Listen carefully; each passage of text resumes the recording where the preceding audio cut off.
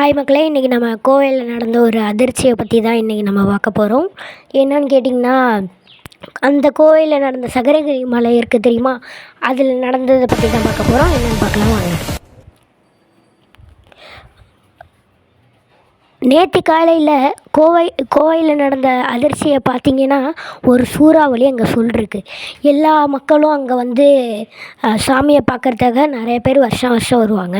ஆனால் இந்த தடவை வரும்போது ஒரு சூறாவளி சொல்லிருக்கு. அதை பார்த்து மக்கள் எல்லாம் மகிழ்ச்சி அடைகிறாங்க.